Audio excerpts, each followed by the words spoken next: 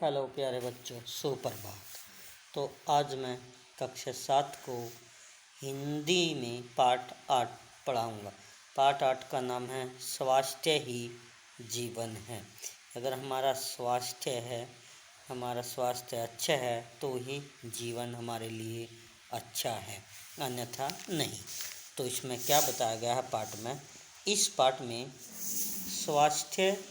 स्वस्थ और सुखी जीवन के लिए घर की साफ सफाई, शरीर की स्वच्छता, संतुलित आहार, व्यायाम और हंसी के महत्व को स्पष्ट किया गया है। स्वच्छता अभियान के इस दौर में केवल बाहरी स्वच्छता ही नहीं, शारीरिक स्वच्छता और वैचारिक शुद्धि की भी आवश्यकता है। क्या बताया पाठ में कि स्वस्थ और सुखी जीवन के लिए घर की साफ सफाई, शरीर की स्वच्छता, संतुलित आहार, व्यायाम और हंसी के महत्व को स्पष्ट किया गया है। यानी अगर हमें अपना स्वास्थ्य ठीक रखना है तो हमें घर की भी साफ सफाई करनी है, शरीर को भी साफ स्वच्छ रखना है, संतुलित भोजन करना है, व्यायाम करना है और खुश रहना है। स्वच्छता अभियान के इस दौर में केवल बाहरी स्वच्छता ही नहीं, यानी केवल बाहर से स्वच्छ नहीं है, भाई नहा धो लिए और अच्छे कपड़े पहन लिए, उनसे ही नहीं बल्कि शरीर भी हमारा स्वच्छ होना चाहिए और हमारे विचार भी शुद्ध होने चाहिए। तो महात्मा गांधी ने क्या कहा? स्वच्छ परिवेश, स्वस्थ शरीर तथा प्रगतिशील विचार राष्ट्र निर्माण में सहायक होते हैं।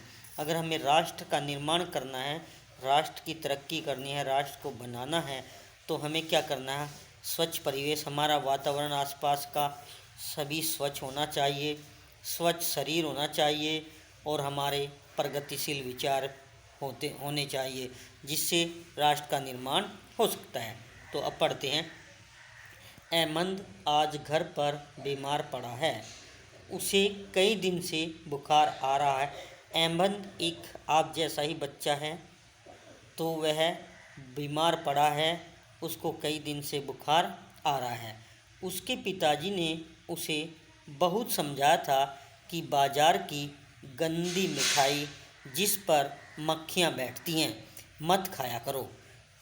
क्या कहा था कि बाज़ार में जो मिठाइयाँ हैं और सामान है खाने के, वे खुले रहते हैं, अर्थात बिना ढके हुए रहते हैं, तो हमें उन्हें नहीं खाना चाहिए क्योंकि उन पर गंदी मक्खियाँ बैठती हैं और वे मक्खियाँ हमारे भोजन को गंदा कर देती हैं, जिससे हम भी बीमार पड़ जाते हैं। मक्खियाँ बैठती हैं, मत खाया करो। पर अहमद नहीं माना। परिणाम यह हुआ कि आज जब उसके विद्यालय में वार्षिक खेलकूद संबंधी कार्यक्रम हो रहे हैं, तब वह घर पर पड़ा है। अब खेल थे वहाँ पर, विद्यालय में वार्षिक प्रतियोगिता थी, कार्यक्रम थे उसके। उस समय उसे विद्यालय में होना चाहिए था, लेकिन वह कहाँ है? बीमार पड़ा है। आज उसकी कक्षा के विद्यार्थियों का 8वीं कक्षा के विद्यार्थियों के साथ कबड्डी का मैच है। यदि अहमद अस्वस्थ न होता तो वह अपनी कक्षा की ओर से खेलता। कितनी प्रसन्नता होती उसे जब उसके खेल की सब लोग प्रशंसा करते। पर बीमार लोग भला कहीं कबड्डी का मैच खेल सकते हैं? किसी ने सच कहा है कि तंदुरुस्ती हजार नियामत है। अगर तंदुरुस्ती है तो सब कुछ संभव है। यदि हम स्वस्थ रहते हैं तो हमारा हर क्षण, हर पल उल्लास से भरा होता है, यानी खुशी से भरा होता है। अगर हम स्वस्थ हैं तो हमारा मन भी स्वस्थ रहेगा। हम सदा हंसमुख रहते हैं। रात को हमें गाढ़ी नींद आती है, यानी बहुत गहरी नींद आती है अगर हम स्वस्थ हैं। और सुबह उठने पर मन उमंग से भरा रहता है, और जब सुबह उठते हैं तो मन में जोश उल्लास भरा रहता है। इसके विपरीत यदि हम अस्वस्थ रहते हैं, बीमार रहते हैं, तो हमें चारों ओर उदासी ही उदासी दिखाई नज़र आती है। अगर अस्वस्थ हैं, बीमार हैं, तो चारों तरफ उदासी ही उदासी दिखाई देगी। हमारा स्वभाव चिड़चिड़ा हो जाएगा, हम चिड़चिड़े हो जाएंगे और मन अनेक प्रकार की चिंताओं से घिरा रहता है। स्वस्थ शरीर में ही स्वस्थ मन का निवास होता है। यह तो महापुरुषों ने, महान व्यक्तियों ने, कवियों ने भी कहा है कि स्वस्थ शरीर में ही स्वस्थ मन का निवास होता है। इसलिए मन की प्रसन्नता के लिए शरीर का स्वस्थ होना बहुत आवश्यक है। आइए अब देखें कि किन किन बातों का ध्यान रखकर हम स्वस्थ रह सकते हैं। स्वास्थ्य के लिए सबसे अधिक आवश्यक चीज़ सफाई है। यानी सबसे ज़्यादा आवश्यक चीज़ क्या बताई स्वस्थ रहने के लिए? सफाई। वो सफाई कैसी? हमारी अपनी भी, शरीर की भी, आसपास की भी, मन की भी सफाई। दिन भर तरह तरह के स्थानों पर आने जाने और काम करते रहने से हमारे शरीर पर धूल और मैल जमा हो जाती है। हमारे शरीर से जो पसीना निकलता है उससे भी मैल जमा होती है। पसीने का पानी तो उड़कर सूख जाता है, पर मैल त्वचा के उन छिद्रों पर जम जाती है जिससे पसीना निकलता है। यदि प्रतिदिन अच्छी तरह स्नान द्वारा इस मैल को हटा न दिया जाए तो पसीना खुलकर नहीं निकल सकेगा। यानी अगर हमारे शरीर पर मिट्टी, गंदगी के कारण पसीना आता है और वह मिट्टी के द्वारा हमारे शरीर पर ही जम जाता है, मिट्टी जम जाती है, हमारे जो शरीर में रोम छिद्र होते हैं, रोम छिद्र, वे बंद हो जाते हैं और पसीना निकलना बंद हो जाता है। यदि प्रतिदिन अच्छी तरह स्नान द्वारा इस मैल को हटा न दिया जाए तो पसीना खुलकर नहीं निकल सकेगा। शरीर के अंदर ही गंदगी अंदर ही अंदर रह तरह तरह के रोग पैदा करने लगेगी। यानी अगर हम साफ सुथरे नहीं रहेंगे तो जो हमारे शरीर पर गंदगी है वह गंदगी अंदर ही अंदर रहकर तरह तरह के रोग पैदा करने लगेगी। स्वस्थ रहने के लिए शरीर की नियमित सफाई बहुत ही आवश्यक है। इसके लिए हमें प्रतिदिन खुरदरे कपड़े से शरीर रगड़ रगड़ कर नहाना चाहिए। सप्ताह में, हफ्ते में, यानी 7 दिन में 2-3 बार साबुन लगाकर नहाना अच्छा होता है। गर्मियों में पसीना अधिक निकलता है, इसलिए सुबह शाम दोनों समय नहाना चाहिए। शरीर की सफाई के साथ ही आवश्यक है कि हम कपड़े भी साफ पहने। गंदे कपड़ों में तरह तरह की बीमारियों के कीटाणु जमा हो सकते हैं। यदि हम मान लिया हमने नहा तो लिए, स्नान तो कर लिया, लेकिन कपड़े हमने गंदे पहन लिए, तो गंदे कपड़ों में क्या होते हैं? तरह तरह के कीटाणु पैदा होते हैं और वे हमारे शरीर को बीमार कर सकते हैं। तो इसलिए नहाने के साथ साथ कपड़े भी साफ सुथरे पहनने चाहिए। हमें दूसरों के उतारे हुए कपड़े बिना धुले नहीं पहनने चाहिए।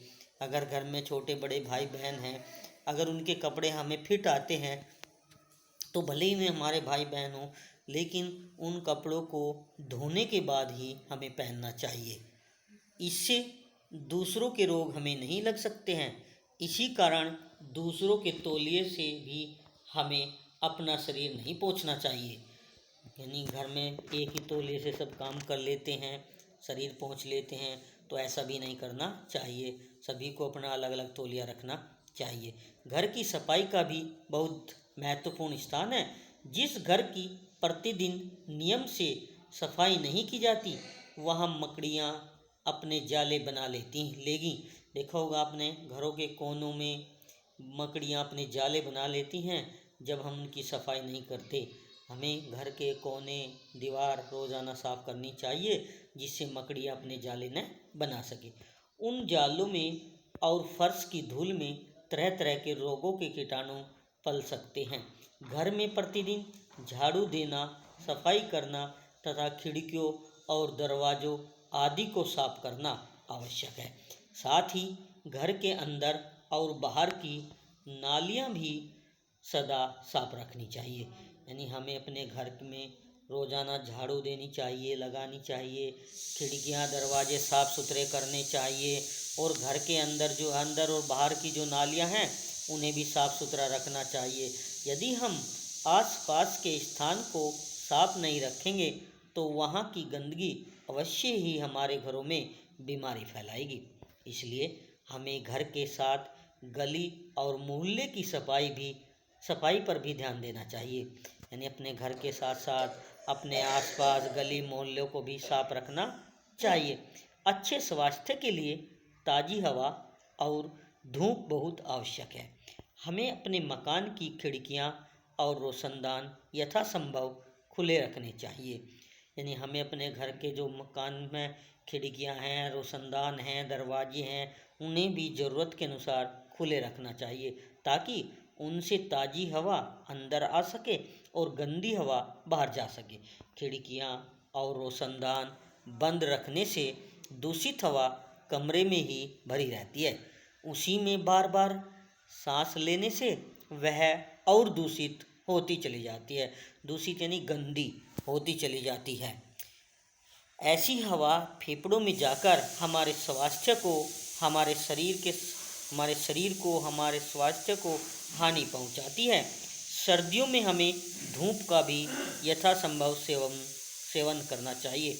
यानी सर्दियों में अगर हमें आवश्यकता है तो हमें धूप भी लेनी चाहिए। इससे हमें विटामिन डी प्राप्त होता है, जो हमारी हड्डियों के लिए बहुत ही आवश्यक है, जो स्वास्थ्य के लिए बहुत आवश्यक है। इससे हमारी हड्डियां मजबूत होती हैं। स्वास्थ्य के लिए पानी की शुद्धता भी आवश्यक है। स्वस्थ रहने के लिए हमें पानी भी शुद्ध पीना चाहिए। पानी हमें नगर पालिका के नलों से मिलता है। गांव में पानी कुएं से मिलता है। कुएं की जगत खूब ऊंची हो, जगत यानी पहाड़, कुएं की मेड़ खूब ऊंची हो, ताकि कुएं में धूल और कूड़ा न जा सके। तालाब का पानी तो कभी नहीं पीना चाहिए। तालाब का जो पानी है वो कभी नहीं पीना चाहिए। अशुद्ध जल पीने से बहुत सी बीमारियां हो जाती है। यदि हमें पानी की शुद्धता के बारे में जरा भी संदेह हो तो उसे पीने से पहले उबाल लेना चाहिए। अगर हमें पानी में कुछ गड़बड़ दिखाई दे रही हो कि यह अशुद्ध है, शुद्ध नहीं है, तो उसे हमें पीने से पहले उबाल कर ठंडा कर लेना चाहिए। हवा और पानी के साथ हमारे भोजन का भी स्वच्छ होना जरूरी है। अब हवा की बात आई, पानी की बात आ गई, दोनों स्वच्छ होने चाहिए, लेकिन इसके साथ साथ हमारा भोजन भी स्वच्छ होना है। हमें बाजार की ऐसी कोई भी चीज़ नहीं खानी चाहिए जिस पर धूल पड़ी हो या मक्खियाँ बैठी हो। हाँ, अधिकतर क्या होता है, बाज़ार में सड़क के किनारे कुछ खाने की वस्तु बेचने वाले खड़े रहते हैं, चाट पकौड़ी, तो उन पर देखा होगा आपने बहुत से मक्खी मच्छर बैठे रहते हैं, तो वे हमें नहीं खाने चाहिए। भोजन या खाने का सामान वहीं से लेना चाहिए या खाना चाहिए जहाँ साफ सफाई हो और भोजन ढका हुआ हो। तो बहुत से खोमचे वाले ऐसी गंदी चीज़ें बेचते हैं जिन्हें खाकर रोगी बन जाने की संभावना रहती है। समझदार बच्चे ऐसी चीज़ें कभी नहीं खाते। स्वादिष्ट होने के साथ साथ भोजन पौष्टिक भी होना चाहिए। उसमें पोषक पदार्थ भी होने चाहिए, स्वादिष्ट भी हो और पोषक पदार्थ से भरा भी हो। जंक फूड खा लेने से शरीर को पौष्टिक तत्व नहीं मिल पाते। जैसे जंक फूड अब हैं चाट पकौड़ी, बर्गर, समोसा, चाउमीन, ये ऐसी वस्तुएं हमें नहीं खानी चाहिए। जंक फूड खा लेने से शरीर को पौष्टिक तत्व नहीं मिल पाते। संतुलित भोजन में रोटी और दाल के अलावा हरी सब्जी, फल और दूध का होना आवश्यक है, परंतु यह आवश्यक नहीं कि ये चीज़ें महंगी ही हो। मूली, गाजर और पालक जैसी सस्ती सब्जियां खाकर भी अच्छा स्वास्थ्य प्राप्त किया जा सकता है। जो लोग शाकाहारी ने साग सब्जी खाते हैं, उन्हें दूध और दही अधिक मात्रा में खाना चाहिए। शरीर की वृद्धि के लिए बच्चों का दूध पीना बहुत आवश्यक है। यानी शरीर की बढ़ोतरी के लिए, वृद्धि के लिए बच्चों को अधिक मात्रा में दूध पीना चाहिए। दूध अपने आप में पूर्ण भोजन है। दूध जो है वो कंप्लीट भोजन है, पूर्ण भोजन है। इस अकेले भोज्य पदार्थ में वे सभी तत्व मिल जाते हैं जो शरीर के स्वास्थ्य और पोषण के लिए आवश्यक हैं। इसलिए प्राचीन समय में कहा जाता था, दुग्धम दुग्ध भोजनम अमृतम, अर्थात दूध का भोजन अमृत के समान है। क्या कहा? दुग्ध भोजनम अमृतम, दूध का भोजन अमृत के समान है। अच्छी तंदुरुस्ती के लिए उचित व्यायाम भी जरूरी है। अगर तंदुरुस्त रहना है तो हमें व्यायाम भी जरूरी करना है।